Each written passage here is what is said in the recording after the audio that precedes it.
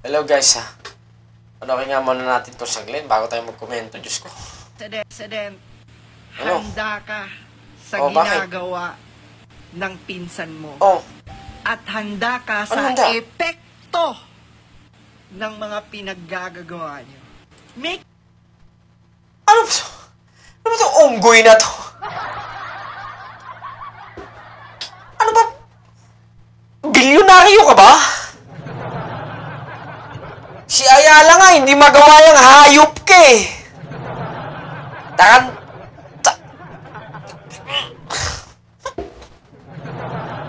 Ha? Sino ba itong uhuging unggoy na to?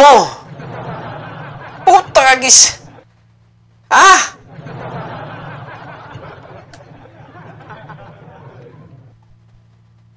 Ina-address mo ang presidente? Sino ka bang hayop ka? Sino ka bang putok sa buho ka, ha? Kilala ka ba ng presidente? Nakapalo ba sa'yo?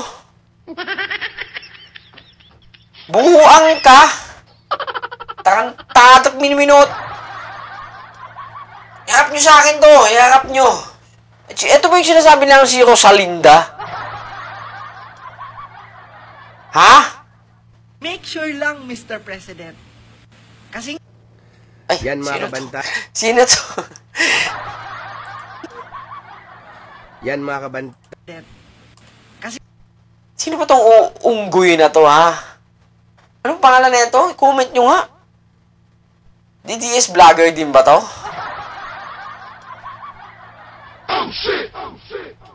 Ha? Akala mo naman pakapag-vlog. Tsuro, Presidente. Mr. President. Utang ina, si Jessica So, si Ted Filon nga, hindi magawa yun eh. Si Ted Filon nga, kung makapag-broadcast, ang administrasyon ng inaano niya eh. Pasaring lang eh. Ikaw, uuging kang hayop ka. Paluin kita sa puwet eh. Ha? Pwede bang, itag nyo nga to? Dalawa na lang tayo. Di ba't kailangan mo pang mano sa presidente? Ha? Ano bang... Kilala ka ba ni Speaker Martin? Napapanood ba niya ang channel mo? Di ba? Yung mga vlogger naman na maliliit kagaya, huwag nyo naman mag-address ng isang presidente. Dahil hindi naman kayo kilala ng presidente. Parang kung magpuna kayo, yung parang constructive na lang. Diba? Ay bawa, traffic. O, diba? Yun ang punahin nyo. Halimbawa, police visibility, ganun. Eh yung, kasama ba to sa, Sinampahan din ba ng article of, impeachment to? Sinampahan din ba ng treasonous to? Baka magsalita ng ganun? Andas mo, sino mag-uuging ka? Ha?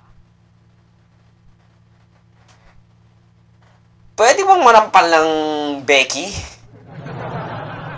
Ano ba kaso doon? Wala namang, pag nanampal ka ng Becky, wala namang kasong, Women's and Children's Desk, Women's and Children's, WPC. WCD.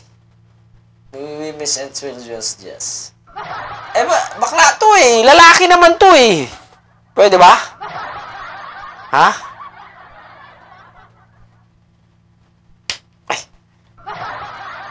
Rosalinda, manahimik ka. Huwag mong address ang presidente. Huwag mo murahin ang presidente. Ha? Pasalamat ka kayo. Nasa Pilipinas kayo. Kung ibang bansa kayo, huli. Diba? Huwag ganun. Nakakaano lang. Kailangan mo address ang presidente. Who the fuck are you? Ha? Put a shame on you. Alam mo, Rosalinda, pinapainit mo yung ulo ko eh, no? Unggoy ka. Manahimik ka na lang, ha?